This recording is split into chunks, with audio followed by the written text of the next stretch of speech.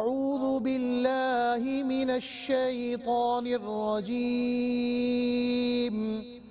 بسم الله الرحمن الرحيم والضحى والليل إذا سجى ما ودعك ربك وما قلى وللآخرة خير لك من الأولى وَلَسَوْفَ يُعْطِيكَ رَبُّكَ فَتَرْضَى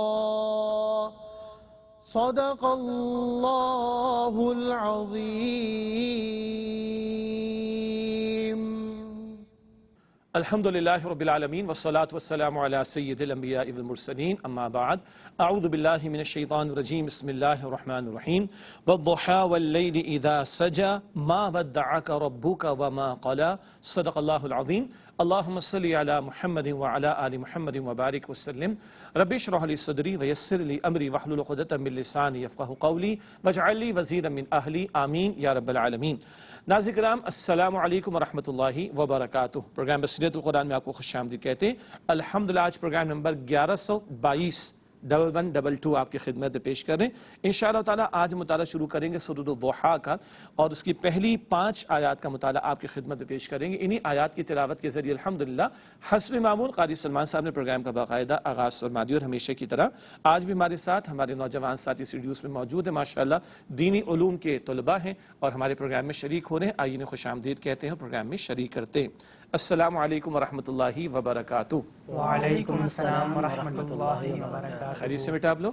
الحمدللہ۔ ماشاءاللہ۔ ناظرین کرام سب سے پہلے ہم سب کی ترغیب تشویق و یاد دہانی کے لیے ہمیشہ کی طرح نبی اکرم صلی اللہ علیہ وآلہ وسلم کا ایک مبارک فرمان پیش خدمت ہے۔ آئیے قرآن کریم سیکھیں۔ فرمان نبوی صلی اللہ علیہ وآلہ وسلم، کثرت تلاوت سے قرآن کریم کبھی پرانا نہ ہوگا۔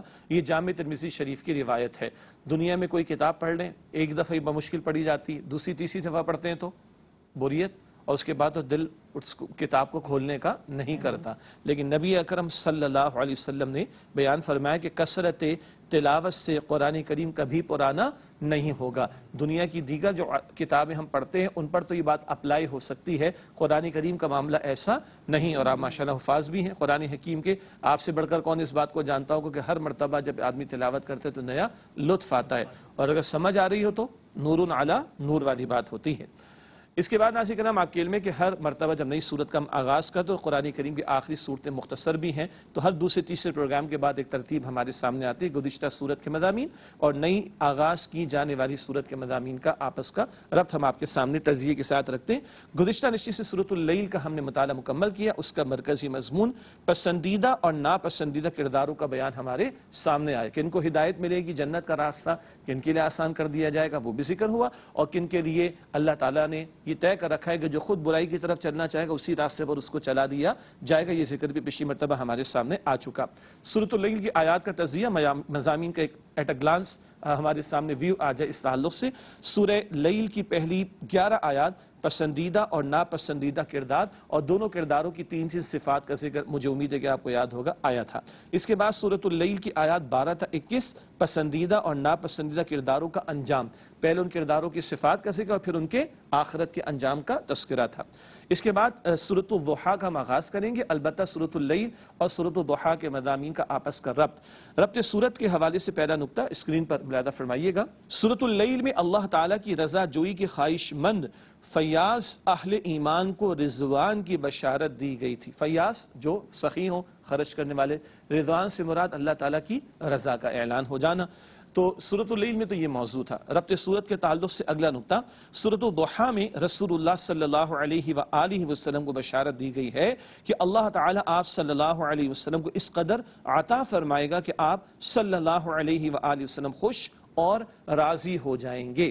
سورۃ اللیل میں عموم کے اعتبار سے گو کہ ایک راہ ہے کہ وہاں اکثر مفسرین نے فرمایا کہ حضرت ابوبکر صدیق رضی اللہ تعالیٰ عنہ کی شان کا بھی تذکرہ، البتہ سورۃ الضحیٰ میں خصوصیت کے ساتھ اللہ تعالیٰ کی رضا کا اعلان نبی اکرم صلی اللہ علیہ وسلم کے لیے، بلکہ اتنا عطا ہوگا کہ اللہ تعالیٰ فرما رہے کہ اے نبی علیہ الصلوۃ والسلام آپ راضی ہو جائیں گے۔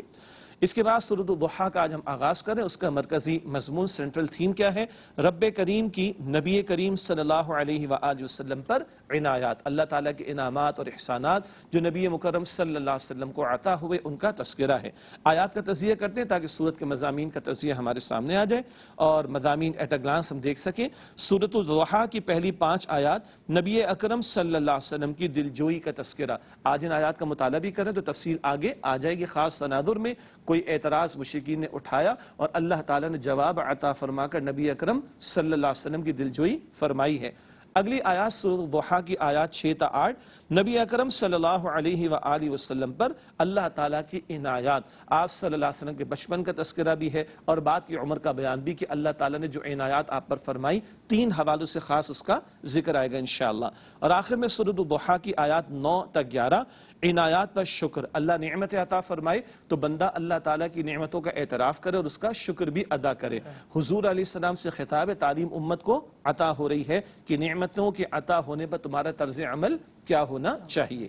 ناظرین کرام یہ تو ہوا ربط سورت کا بیان بھی اور سورۃ اللیل اور سورۃ الضحیٰ کے مضامین کا تجزیہ. اب آئیے آج کا درس باقاعدہ شروع کریں. آج ہم مطالعہ کر رہے ہیں سورۃ الضحیٰ کی پہلی 5 آیات کا جن کی تلاوت کی سماعت کا شرف آپ اور ہم حاصل کر چکے ہیں. اب آئیے ان آیات کا ترجمہ سمجھتے ہیں. سورۃ الضحیٰ کی پہلی 5 آیات کا مفہوم اور ترجمہ.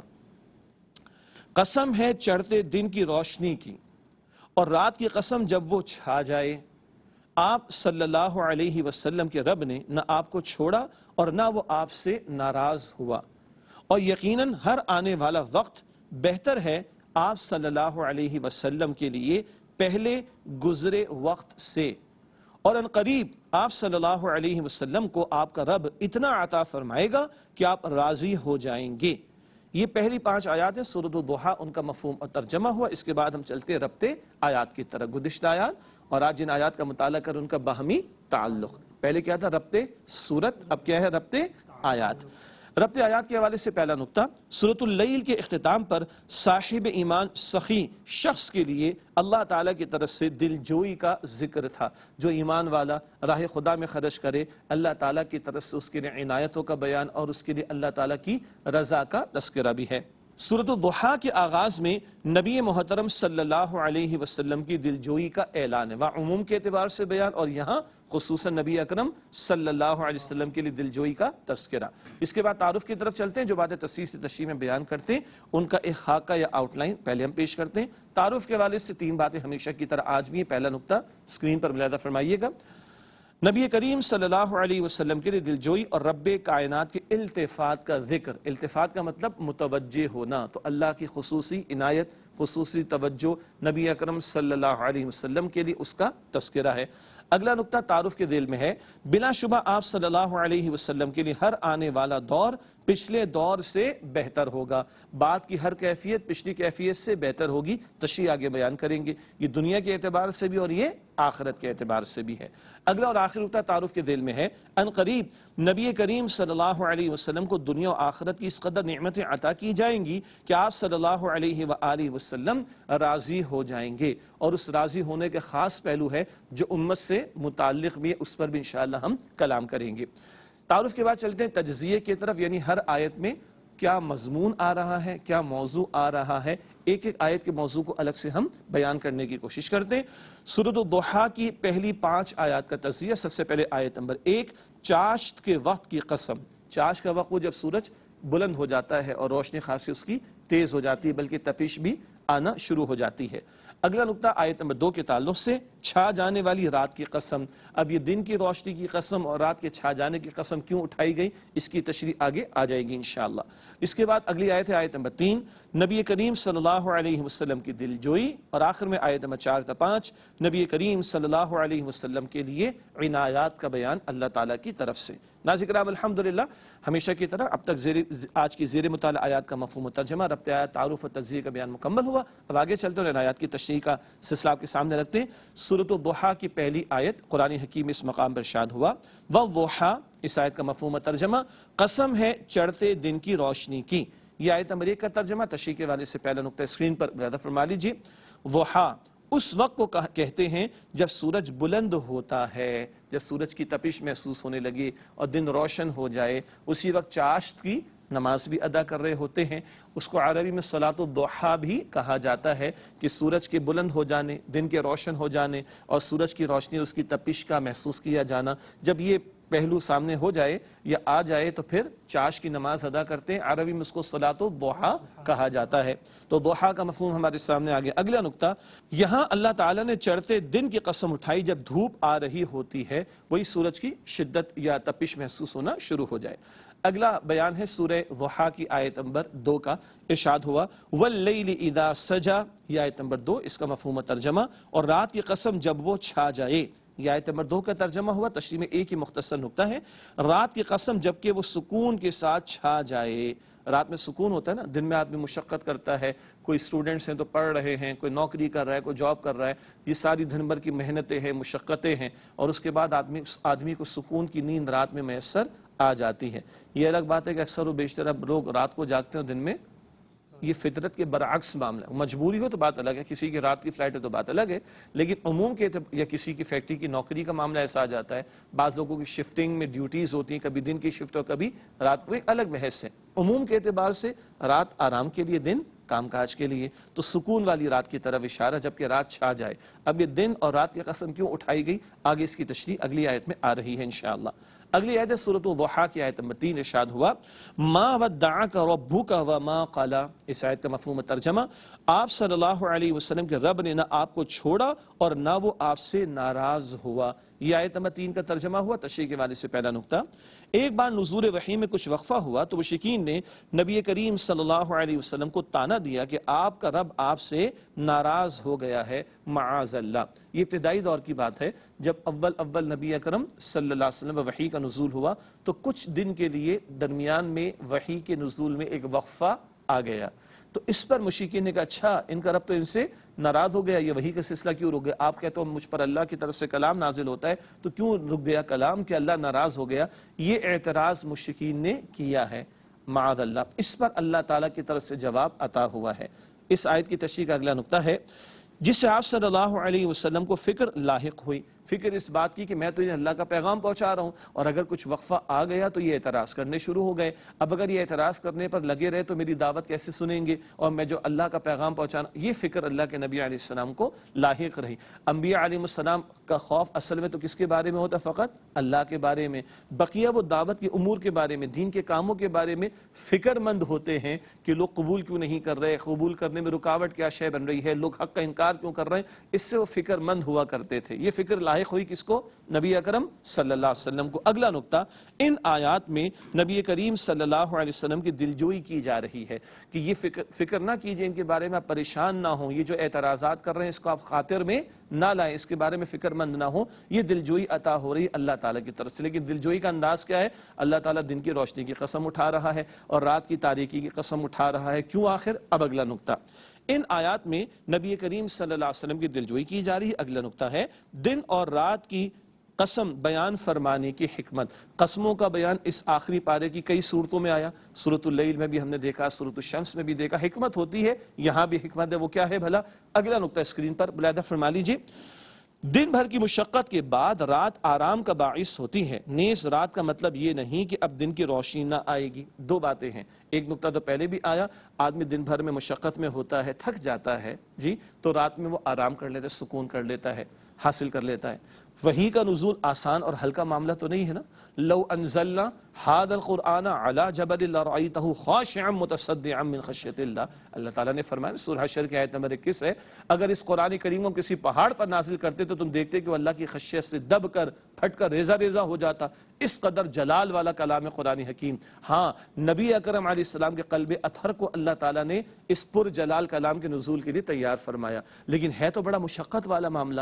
تو جیسے دن بھر کی مشقت کے بعد رات کی تاریکی کا ایک وقفہ آ جاتا ہے تو سکون آ جاتا ہے، اور پھر دوبارہ اپنی محنت کے لیے کھڑا ہو جاتا ہے، کام کاج کے لیے کھڑا ہو جاتا ہے۔ تو یہ کچھ وقفہ آیا ہے، اس کی ایک بڑی حکمت کیا ہے کہ جو اس قدر ایک بھاری معاملہ فی الحال ابھی اول دور ہے وحی کا، تو اللہ کے نبی علیہ السلام کے اس وحی کے نزول کے معاملے کو سہارنا اور اتنے بڑے کام کو دعوت و تبلیغ کے کام کو کرنا آسان ہو جائے۔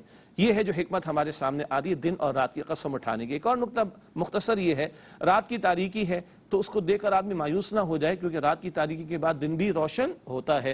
کس قدر بظاہر پریشانیوں کے حالات کیوں نہ اس کے بعد حالات بدلتے ہیں، اسی طرح رات کی تاریکی کے بعد دن کی روشنی آتی ہے، تو یہ دن کی روشنی آتی ہی رات کی تاریکی کے بعد ہے۔ تو اگر آج تھوڑا سا وقفہ آ گیا وحی کے نزول میں تو پریشانی کی کوئی بات قطعاً نہیں ہے۔ اگلا نقطہ اس آیت کی تشریح میں ہے، اللہ تعالیٰ کی طرف سے دلجوئی، آپ صلی اللہ علیہ وآلہ وسلم کا رب آپ سے ناراض نہیں ہوا ہے جیسا کہ کافر کہہ رہے ہیں، بلکہ اللہ تعالیٰ کی عنایات اور عطاؤں کا تسلسل جاری ہے نبی اکرم صلی اللہ علیہ وسلم کے لیے۔ ناظرین میں وقفہ لے تو اس کے بعد اگلی ایک اور آیت، اگلی چند آیات کا مطالعہ آپ کے سامنے رکھیں گے۔ امید آپ ہمارے ساتھ ہی رہیں گے۔ السلام علیکم ورحمۃ اللہ وبرکاتہ۔ السلام علیکم ورحمۃ اللہ وبرکاتہ۔ ناظرین پروگرام بصیرت القرآن میں آپ کو خوش آمدید کہتے ہیں۔ سورۃ الضحیٰ کا آج ہم نے مطالعہ شروع کیا۔ اگلی آیت کا مطالعہ شروع کرتے ہیں، سورۃ الضحیٰ کی آیت نمبر 4۔ اعوذ باللہ من الشیطان الرجیم، بسم اللہ الرحمن الرحیم۔ وَلَلْآخِرَةُ خَيْرٌ لَكَ مِنَ الْأُولَىٰ، یہ سورہ ضحیٰ آیت نمبر 4، اس کا مفہوم و ترجمہ، اور یقیناً ہر آنے والا وقت بہتر ہے آپ صلی اللہ علیہ وسلم کے لیے پہلے گزرے وقت سے۔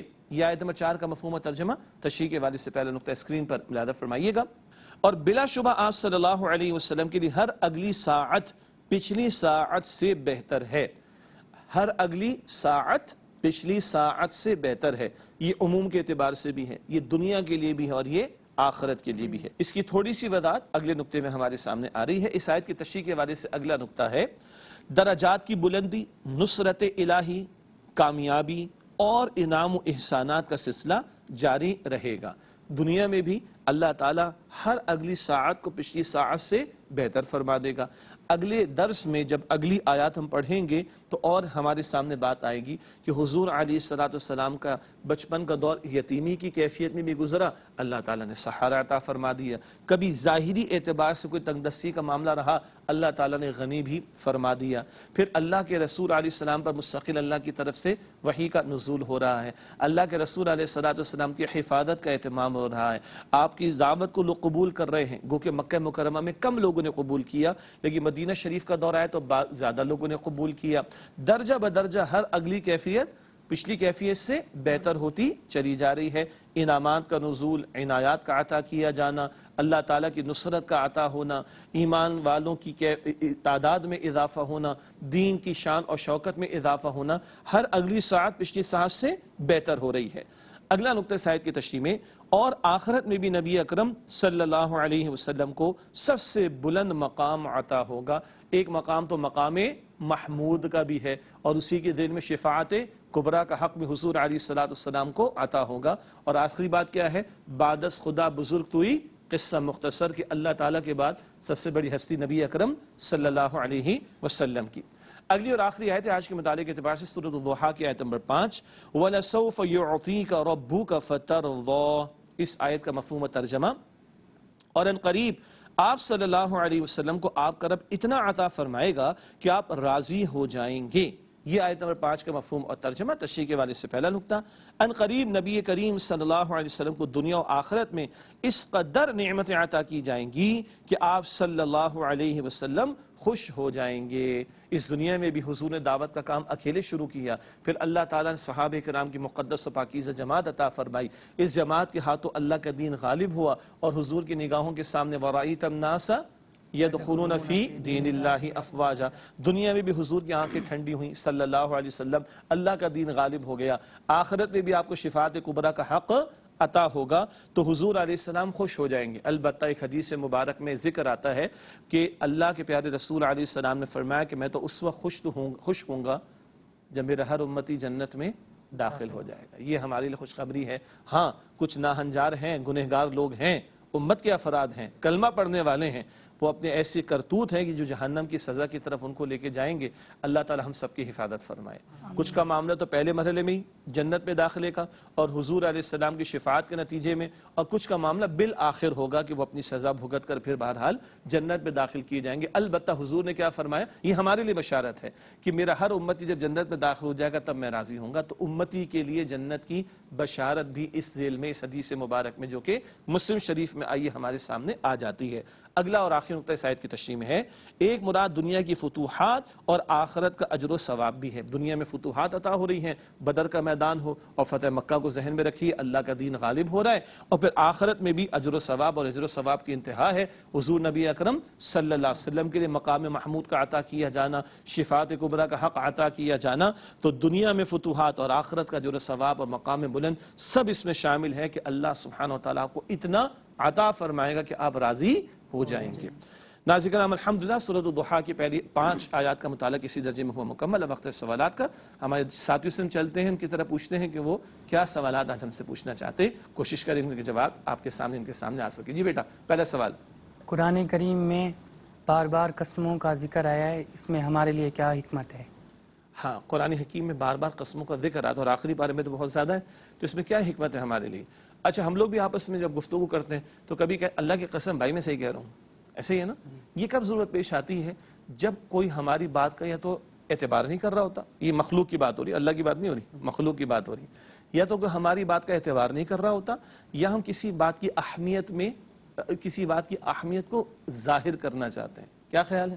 بار بار تو قسم نہیں کھانی چاہیے نا، اور مناسب بھی نہیں، اور ایسا ہوتا بھی کم ہے، لیکن ہاں کاروبار میں جو لوگ بیٹھے ہوئے تو صبح شام قسمیں اٹھاتے رہتے ہیں، تو یہ بھی مناسب بات نہیں، لیکن کبھی کبھی ضرورت پیش آتی ہے اپنی بات میں وزن پیدا کرنے کے لیے، یا دوسرے کا اعتماد کم ہے تو اس کے سامنے بات کی اہمیت کو واضح کرنے کے لیے ہم بھی قسم اٹھاتے ہیں۔ اچھا، اللہ تعالیٰ نے بھی قسم اٹھائی اور بار بار اٹھائی ہے، حکمت کیا ہے؟ اللہ تعالیٰ بات کو بیان فرما دے، اللہ کا کلام عظیم بات ہے، اس سے بڑھ کر سچی بات کیا ہوگی؟ لیکن جب اللہ تعالیٰ کسی بات کی اہمیت کو واضح کرنا چاہتا ہے تو اللہ تعالیٰ اس معاملے کو بیان کر کے، اس بات کو بیان کرنے کے ساتھ قسم بھی بیان فرماتا ہے، تاکہ ہم اور آپ توجہ سے یا مزید توجہ سے اس بات کو سنیں اور اس کو مانیں اور اس کے تقاضوں پر عمل کریں۔ تو حاصل کلام بات میں زور پیدا کرنے کے لیے، وزن ڈالنے کے لیے اکثر ہم قسموں کا استعمال کرتے ہیں، تو اللہ تعالیٰ نے قرآن پاک میں قسمیں بیان فرمائی تاکہ قسم بیان فرما کر جو بات بیان کی جا رہی ہے اس پر ہماری توجہ کا معاملہ زیادہ رہے۔ ٹھیک ہے بیٹا؟ جی بیٹا، آپ کا سوال۔ میرا سوال ہے، دن اور رات کے بارے میں بار بار قسمیں آئی ہیں، اس میں ہمارے لیے کیا رہنمائی ہے؟ ہاں ماشاءاللہ، دن اور رات کی قسم کا بیان بھی بار بار آتا ہے قرآن کریم میں، اور دن اور رات کی نشانیوں کا بیان بھی بار بار قرآن کریم میں آتا ہے۔ ایک تو خصوص کے اعتبار سے بات تھی جو سورۃ الضحیٰ میں آئی کہ دن کی مشقت کے بعد بہرحال رات کی تاریکی آتی ہے تو آدمی کو سکون مل جاتا ہے۔ وحی کے نزول کا معاملہ بڑا بھاری معاملہ تھا، آپ کو پتہ ہے نا کہ اللہ کے نبی علیہ الصلوۃ والسلام اگر کسی اونٹ پر سوار ہوتے اور وحی کا نزول ہوتا تو اس قدر معاملہ بھاری ہو جاتا کہ وہ اونٹ زمین سے لگ جاتا۔ زید بن ثابت نبی علیہ الصلوۃ والسلام کے صحابی ہیں، فرماتے ہیں کہ میں حضور علیہ الصلوۃ والسلام کے بالکل ساتھ اتنا قریب تھا کہ میری ٹانگ حضور کی ٹانگ کے ساتھ ملی ہوئی تھی، اور اس حالت میں حضور پر وحی کا نزول ہوا تو مجھے محسوس ہوا کہ کوئی بہت بھاری وزن جو ہے کسی نے میری ران پر، میری ٹانگ پر رکھ دیا۔ یہ ہے معاملہ وحی کے نزول کی شدت کا۔ تو ابھی جو وحی میں تھوڑا سا گیپ آیا ہے، وقفہ آیا، وہ اس تعلق سے بھی کہ حضور علیہ الصلوۃ والسلام پر اول دور میں جو وحی نازل ہو رہی تھی اس وقت کا یہ واقعہ ہے، تو اس اتنے بھاری معاملے کو سہارنا اور اس ذمہ داری کو، بھاری ذمہ داری کو ادا کرنا آسان ہو جائے، یہ تو خاص معاملہ تھا۔ باقی دن اور رات اللہ کی بڑی نعمتیں ہیں، اور یہ دن رات کا نظام اللہ تعالیٰ کی قدرت کی بڑی نشانی۔ ان فی خلق السماوات والارض واختلاف اللیل والنہار لآیات لأولی الالباب، رات اور دن کی تخلیق میں، آسمان، ان فی خلق السماوات والارض، آسمان و زمین کی تخلیق میں اور رات دن کے بدلتے نظام میں عقل مند لوگوں کے لیے نشانی ہے۔ کون چلا رہا ہے اس پورے کائنات کو؟ دن کا سکون، بلکہ دن کی مشقتوں کے لیے روشنی کا عطا کیا جانا اللہ کا عطا کردہ نظام، رات کا سکون کا معاملہ اللہ کا عطا کردہ نظام۔ تو ان نعمتوں پر توجہ رہے، ان نشانیوں پر توجہ رہے تو اللہ کی عظمت میں اضافہ ہوگا۔ اس اعتبار سے بھی یہ قسمیں رات دن کے حوالے سے بیان ہوتی یا نشانیاں رات دن کے حوالے سے بیان ہوتی، تاکہ ہم اللہ تعالیٰ کی قدرت کی نشانیوں پر غور کر کے اس کی عظمت کو اپنے دلوں میں پیدا کریں اور اس کے احکامات کی پاسداری کریں۔ ٹھیک ہے بیٹا؟ جی آپ کا سوال۔ میرا سوال آپ سے یہ ہے کہ اللہ تعالیٰ نے قرآن مجید فرقان حمید میں اپنے نبی کو بار بار نعمتوں کو عطا کرنے کا ذکر کیا ہے، اس کی تھوڑی سی اور وضاحت فرما دیں۔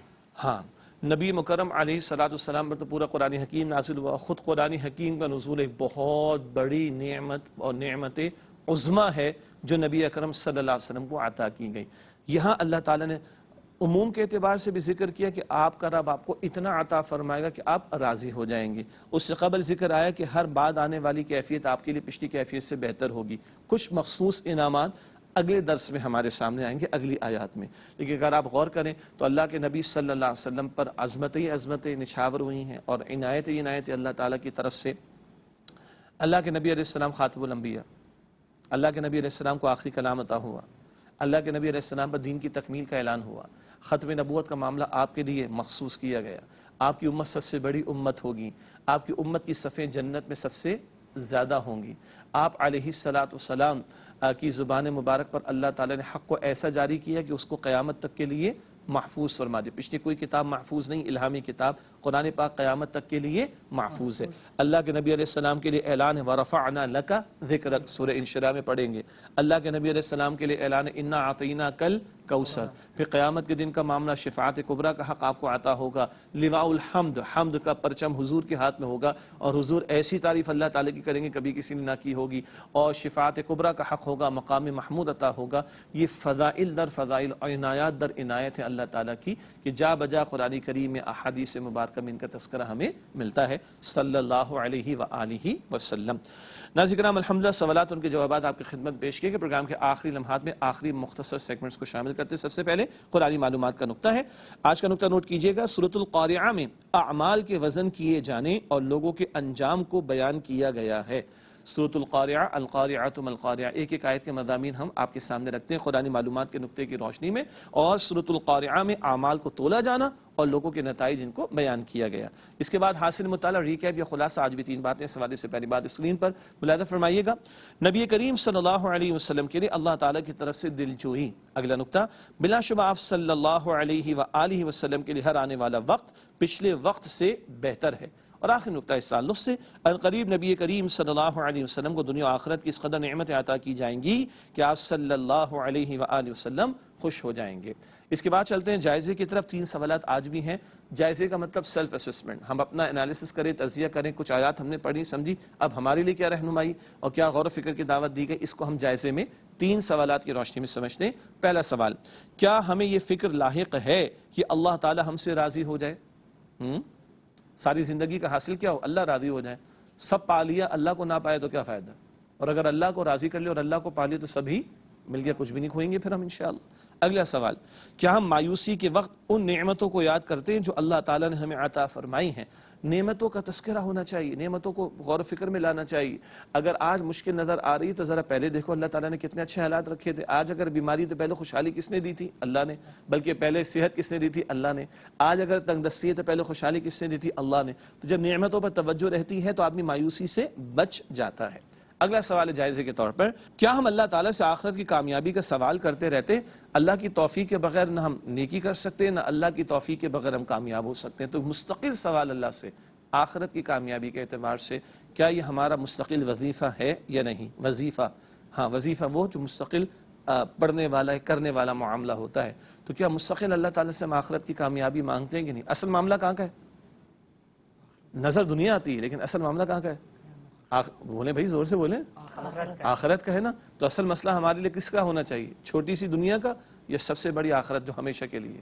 سمپل سی بات ہے، کس کا؟ جو بڑی ہے آخرت. اللہ تعالیٰ ہم اس کی فکر کرنے کی اور دعا کرنے کی توفیق اور محنت کرنے کی توفیق عطا فرمائے. آخری 2 باتیں پروگرام میں شامل کرتے ہیں. گزشتہ سوال کا جواب، سورۃ العنکبوت کی آیات 1 تا 50 میں سے کس آیت میں تذکرہ ہے کہ نماز بے حیائی اور بری باتوں سے روکتی ہے؟ درست جواب ہے سورۃ العنکبوت 21 سپارے کے آغاز میں آیت نمبر 45، ان الصلاۃ تنہی عن الفحشاء والمنکر، بے شک نماز بے حیائی اور بری باتوں سے روکتی. مشہور آیت ہے سورہ عنکبوت آیت نمبر 45. آج کا سوال نوٹ کیجئے گا، سورۃ الروم کی آیات 1 تا 50 میں سے کس آیت میں ذکر ہے کہ لوگوں کی نافرمانیوں کی وجہ سے خشکی و تری میں فساد مچ گیا؟ سورہ روم کی آیات 1 تا 50 میں سے کس آیت میں ذکر ہے کہ لوگوں کی نافرمانیوں کی وجہ سے خشکی و تری میں فساد مچ گیا؟ درست جواب اگلے پروگرام میں انشاءاللہ آپ سے شیئر کریں گے. اور اسی کے ساتھ چاہیں گے اجازت، اسی کے وقت اور پروگرام کو مکمل. آپ تمام ساتھیوں کا بہت شکریہ، اللہ آپ کو جزائے خیر عطا فرمائے. ناظرین کرام، ہم سب کو، ہماری پوری ٹیم کو، ہمارے قاری صاحب کو، تمام تعاون کرنے والوں کو، کیو ٹی وی کی انتظامیہ کو، تمام مسلمانوں کو اپنی دعا میں یاد رکھیے. اے اللہ سبحانہ و تعالیٰ میں آخرت کا طلبگار بنا. اے اللہ ہمیں دنیا کے بجائے آخرت کو ترجیح دینے کی توفیق عطا فرما. اے اللہ تو ہم سب سے راضی ہو جا. آمین یا رب العالمین. وآخر دعوانا الحمد للہ رب العالمین. السلام علیکم ورحمۃ اللہ وبرکاتہ.